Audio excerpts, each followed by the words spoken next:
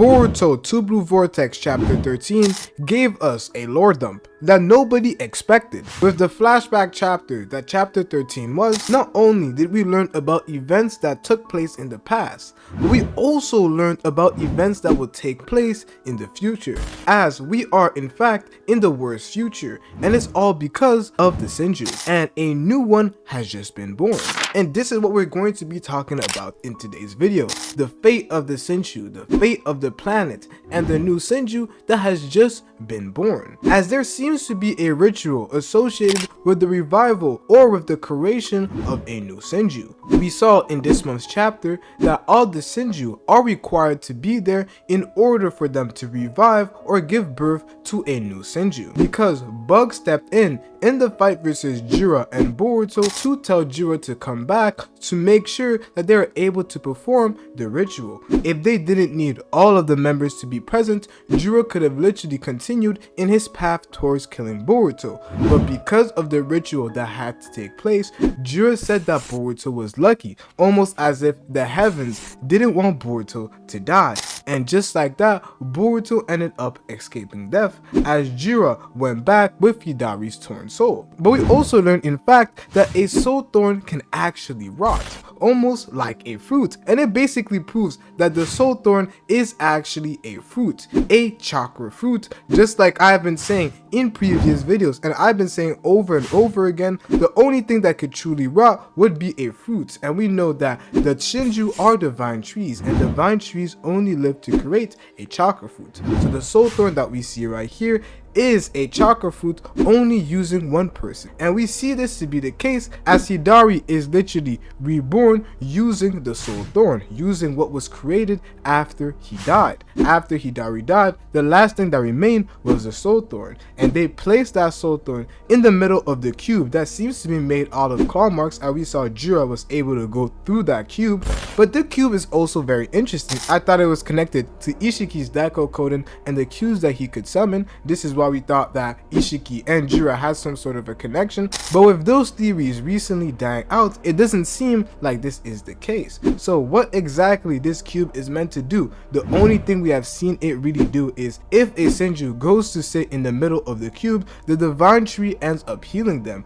And when a Shinju dies, for him to be reborn, he is placed in the middle of that cube, and then the divine tree brings them back to life, like we literally saw in Hidari's case. So basically, Boruto, Sarada, and the rest of the Leaf are going to have to kill Hidari again, and that's why I'm saying that this fight that we saw happen between Boruto, Sarada, and the rest of the people who are around versus Hidari, this was a setup for them to start understanding exactly who is the threat that there is facing. Later on, there will come a moment where this time the person who's going to be fighting Hidari is going to be Hidari versus Sarada. Nobody else is going to intervene in that fight, or at least not Boruto, because he will be too busy with doing something completely different. But in this chapter, we do get the cliffhanger of a new Shinju being born, as we see a soul thorn that pops in from the divine tree, and Matsuri out of everybody is quite delighted with the fact that somebody new is going to be born. We already have Bug, we already have Matsuri, we already have Jira, and we have Hidari who has been brought back to life,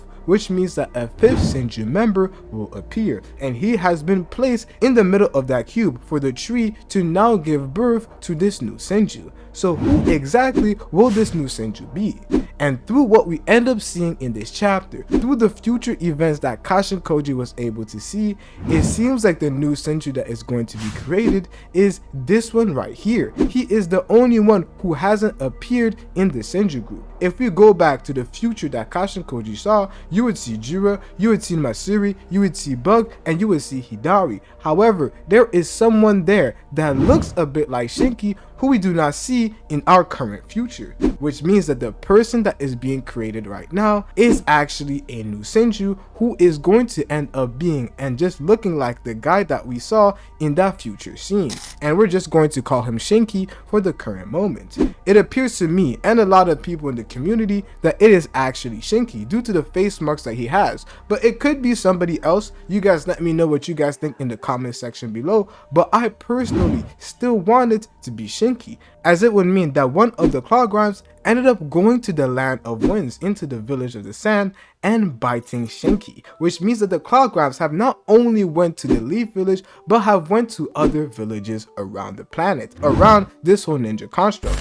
And this makes a lot of sense because we do end up learning in one of the chapters that was leading up to the Code Assault that Code has planted his claw marks in all the Great Five Nations. So this literally tells us that the Cloudgrams and the Shinju have access to be able to go to any of those villages whenever they want to. And what is even more interesting is that it appears like Matsuri has a fixation on this one. It almost seems like she is involved in the process of this guy coming to be, as she seems quite excited. What if Bug and Matsuri were going around to various villages to find people who had the potential as being quite strong when they are reborn as divine trees known as the Shinju? This is what I think that Matsuri and Bug could have been doing. They went to the land of wind, and during the time that Hidari and Jira were at the Leaf Village pursuing their goals, pursuing their own identity, and pursuing their target, we had Bug and Matsuri who was doing more of some reconnaissance, who were going around scouting for potential. And it now seems like the Shinju have the ability to create even more Shinju so they can continue multiplying their groups, as it is even said by Kashin Koji himself that the Shinju are multiple. They're not just one person, not just one entity as Jira, but there are multiple different Shinju that could be created. From the translations that we got, the fan translation, it said around 400. That exact number seems like a mistranslation, but for the one thing that we know is that there are multiple Shinju. At the current moment and in the future that we saw, 5 was actually there. The first one is being created and being born, as we can already see from the ending of that chapter. So there is the potential that even more Shinju are made. But apart from Shinki being a possible Shinju candidate revival, as he could be the guy that appears just like we saw in that future, we could have Kishimoto giving us a twist. It first appears like it was going to be Shinki. However, since this future has already begun to change, we have somebody else who ends up becoming the Shinju. And a lot of people, as you can see from my thumbnail, have been saying that it could end up being Kakashi. Kakashi could end up being the next Shinju. This is something that is quite interesting, as we know from various interviews from Ikimoto that they have mentioned that Kakashi could end up playing a role in the series. And why is such a popular character like Kakashi not in Boruto? This is something that he said would be a spoiler if he was to reveal. So maybe Kakashi ends up becoming a Shinju, which would be quite interesting to think about. However, due to them going to the land of wind, I personally believe that the most likely outcome is for Shinki to be turned into a Shinju, is for him to be the one to pop out, just like we saw in that future scene. However, as I said, let me know what you guys think in the comment section below. And right now my question would be, what is the requirement for somebody to be brought back as a Shinju? Because we had somebody who is named Suegi who was bitten, but we don't see anybody among the Shinju that look like Suegi. Maybe you have to have certain requirements that hit that allow you to eventually turn into a divine tree, or due to the Shinju having control over this sort of tree, they are the ones that dictate who has the potential and who it is really worth to turn into the Shinju. But I'm really happy with the path that it could end up going towards, because if it is the path that we have Shinki, a divine tree who has been turned into the Shinju, then this would open up the lore. The world building around Boruto would become even more important, as we would have the potential of other villages that we have seen all around the 5 great villages at the current moment to have something to do with the storyline and the plot. And it being Shinki would mean that Shinki's target would most likely end up being Gaara. So now Gaara would also come back into the story and have something to do. And this may be how we get some of the old gen and how we get some of the other villages involved into the story.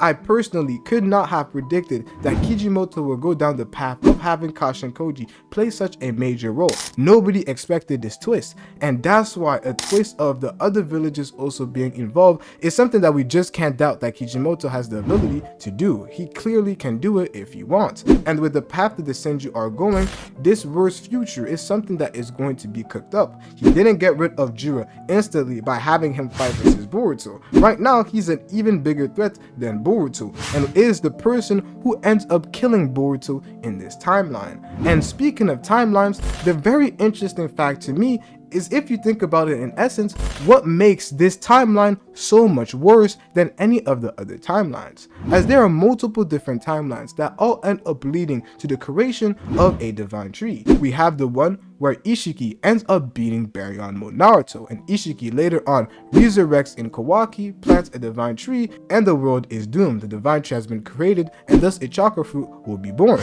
We have another one where Kawaki ends up killing Boruto and Sarada, and we have a Code who beats Kawaki and now has a divine tree that is planted, and thus will eat a chakra fruit. However, what is the difference between the current timeline that we are in, which will ultimately still lead to the divine tree being created? What is so different about this process compared to the others? Because the basic understanding that we would have is that eventually Kawaki is going to be eaten as fodder for the Ten Tails to finally turn into a complete divine tree. That's most likely what's going to happen. So in all three scenarios and timeline that we are discussing, the end result is a divine tree being created. So what again is the factor that makes this timeline and makes this reality the worst one out of all the possible futures that we can go towards? And it's not like we can change anything too drastic right now. The main way that one could have changed this timeline from taking place was to get rid of the Ten Tails, just like Boruto was trying to do, and literally just how Kashin Koji was telling Boruto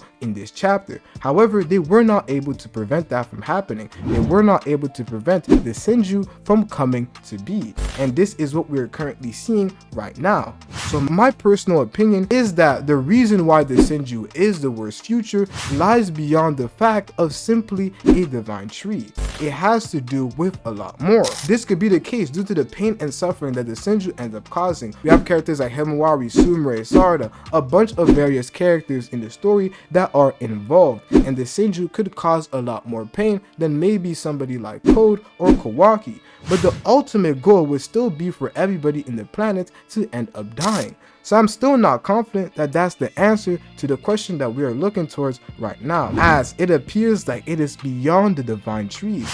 And if they do end up planting a chakra fruit, maybe these divine trees will never end up perishing. They'll have literally become full-on entities that can continue to live after a chakra fruit is planted. And the reason why I have this opinion is that when a divine tree ends up bearing fruits, you still see the divine tree up. The divine tree stays like that, as we literally see from countless of panels. We have planets that have multiple divine trees. We see this in one of Momoshiki's dimensions, where there are just multiple different divine trees that are scattered.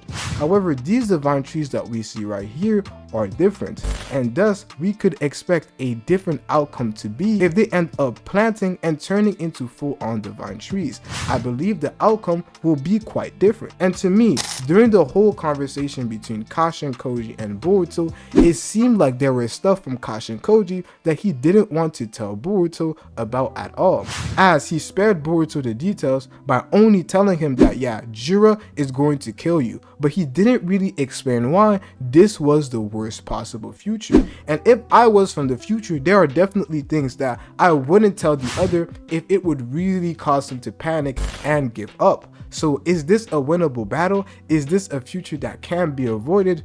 We will just have to wait and find out. But while we are waiting to find out, watch this video right here as I break down exactly why the Shinju are the worst thing that could happen to a planet.